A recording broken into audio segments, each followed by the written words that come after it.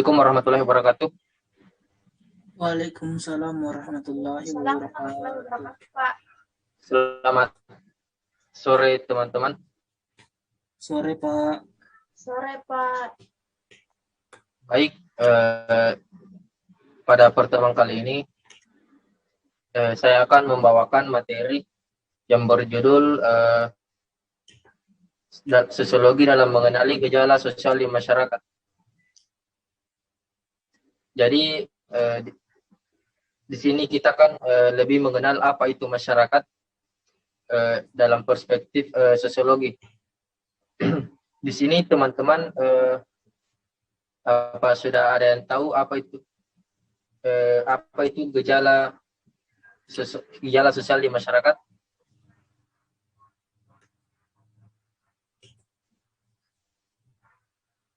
Bagaimana dengan Andi Fani?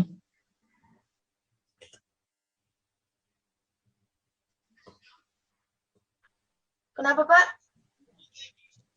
Apakah tahu apa itu sosiologi dalam mengenali gejala sosial di masyarakat? Oh iya Pak. Baik Pak, terima kasih untuk pertanyaannya. Mungkin bisa saya jelaskan sedikit mengenai fungsi sosiologi dalam mengenal gejala sosial, yaitu untuk lebih memahami secara mendalam masyarakat yang dimana bukan hanya dilihat dari segi interaksi, tetapi juga dilihat dari masalah kultur budaya ataupun yang lainnya Pak. Mungkin itu dari saya Pak. Terima kasih Pak. Ya, jadi baik sekali penjelasan dari Adinda Fani.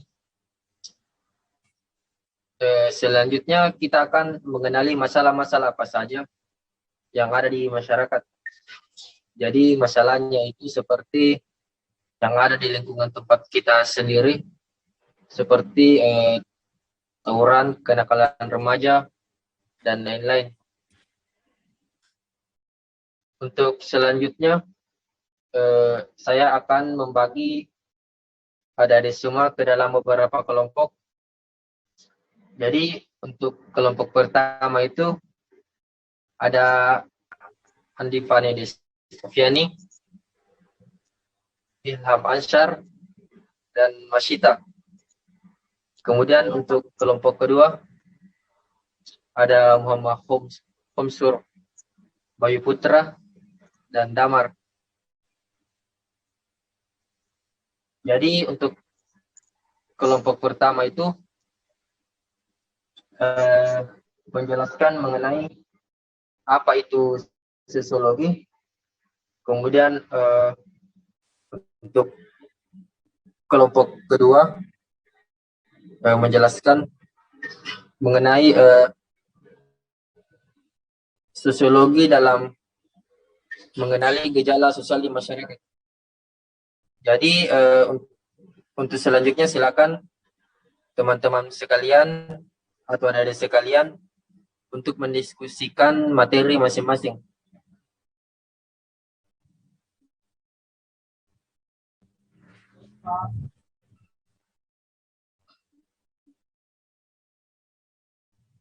Baik, apakah diskusinya selesai? Silakan presentasikan untuk kelompok yang pertama.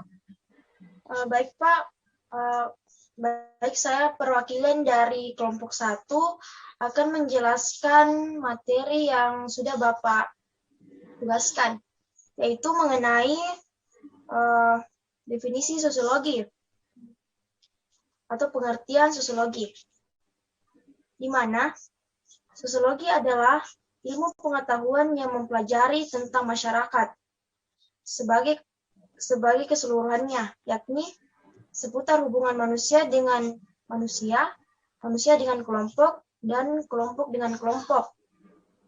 Adapun beberapa pengertian sosiologi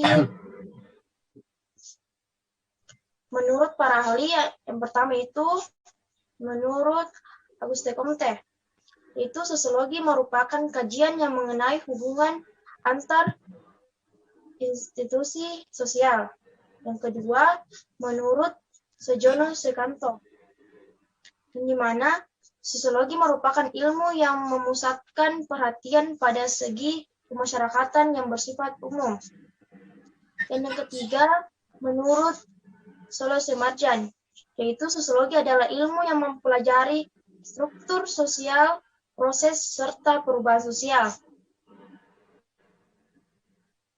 Mungkin itu dari kelompok 1, Pak. Terima kasih.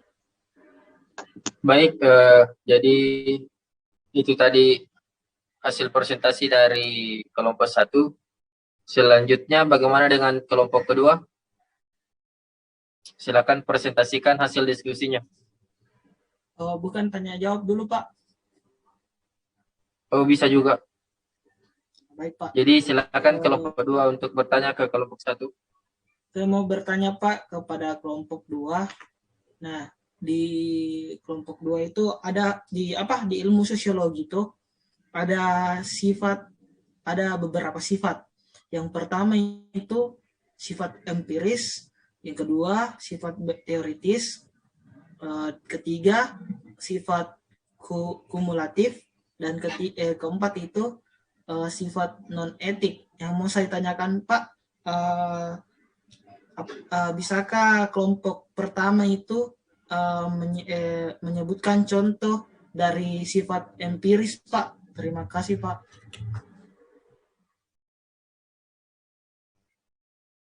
Ya, silakan kepada kelompok 1.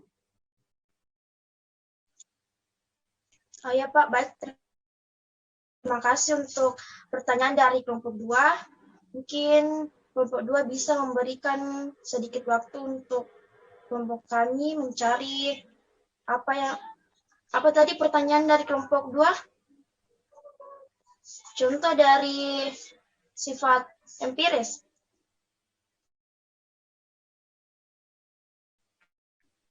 Kumulatif dan etik. Empiris saja, Pak. Contoh bersifat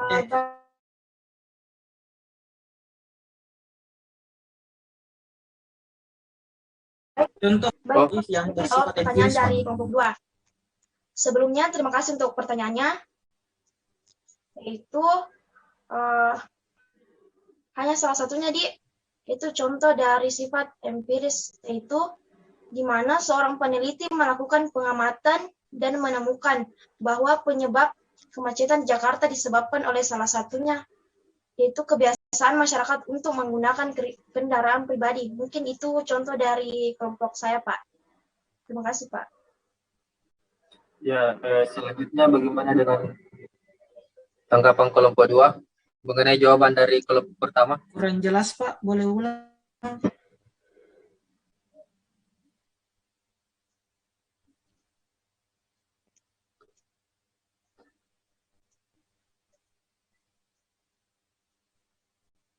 Kelompok 1. Oh ya, Pak.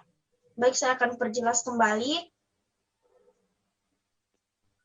Yaitu sosiologi didasarkan pada observasi, akal sehat, dan fakta sehingga hasilnya bukan spekulasi, ya, di mana contoh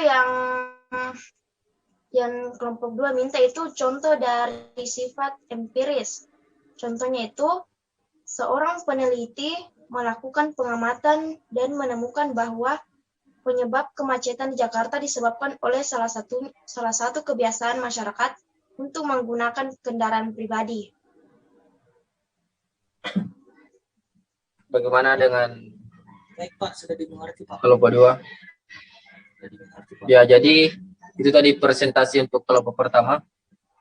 Selanjutnya untuk kelompok 2 kami persilakan. Baik, Pak. Assalamualaikum warahmatullahi wabarakatuh. Kami dari kelompok 2 akan mempresentasikan materi dari kelompok kami. Nah, kelompok kami itu beranggotakan 3 orang. Yang pertama saya sendiri, Muhammad Homsur Humangropu. Yang kedua Bayu Putra. Yang ketiga Damar. Nah, materi kami ialah fungsi sosiologi sebagai ilmu yang mengkaji hubungan masyarakat dan lingkungannya. Nah, pertama, langsung ke materi saja. Sosiologi sebagai pemecahan masalah sosial. Sosiologi dijadikan sebagai suatu alat pemecahan masalah sosial karena merupakan aspek tata kelakuan sosial. Dalam hal ini, masalah sosial menyangkut nilai dan norm dan moral. Kedua, sosiologi sebagai perencanaan sosial. Perencanaan sosial ini menjadi ciri umum bagi masyarakat yang sedang mengalami perubahan atau perkembangan. Sebenarnya, perencanaan sosial bertujuan untuk melihat jauh sejak dahulu dan telah dipikirkan oleh para ahli sosiologi. Menurut sosiologi, suatu perencanaan sosial harus didasarkan pada pengertian yang mendalam tentang bagaimana kebudayaan berkembang dari taraf yang modern ke kompleks. Ketiga, sosiologi sebagai penelitian. Penelitian merupakan suatu kegiatan ilmiah yang dilandaskan pada analisis dan konstruksi, di mana ini dilakukan secara metodologis, sistematis, dan konsisten. Keempat, sosiologi bagi pembangunan. Sosiologi dijadikan sebagai salah satu penunjang pembangunan karena sosiologi memiliki unsur yang dapat melancarkan pembangunan di samping yang menghalangi pembangunan. Baik, itulah materi dari kelompok 2. Jika ada pertanyaan, saya persilahkan. Bagaimana dengan kelompok kedua, kelompok pertama? Tahu ya, Pak, ada pertanyaan dari kelompok 2. Kelompok pertama untuk kelompok 2. Ya, persilakan. Baik, untuk pertanyaan saya itu kan diketahui bahwa poin keempat itu sosiologi bagi pembangunan, yang dimana di dalam penjelasan dari kelompok 2 itu memiliki unsur yang dapat melancarkan pembangunan dan juga memiliki unsur yang menghalangi pembangunan. Mungkin kelompok 2 bisa lebih menjelaskan apa yang mana saya itu dimaksud dengan yang menghalangi dan melancarkan. Seperti apa itu, Pak? Mungkin bisa diberikan contoh masing-masing. Terima kasih, Pak. Bagaimana dengan kelompok 2?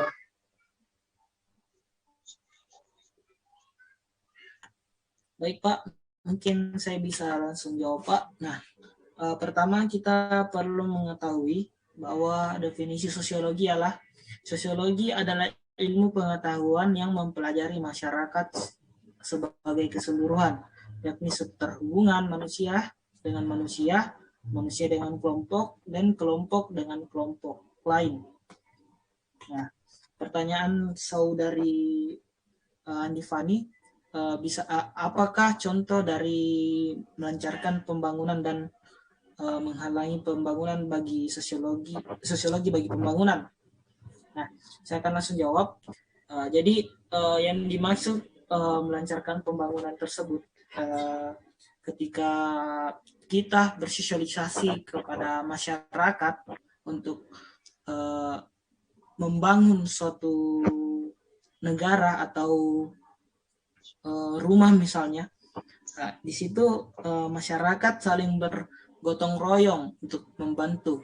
Nah, di situ bisa disebut dengan melancarkan.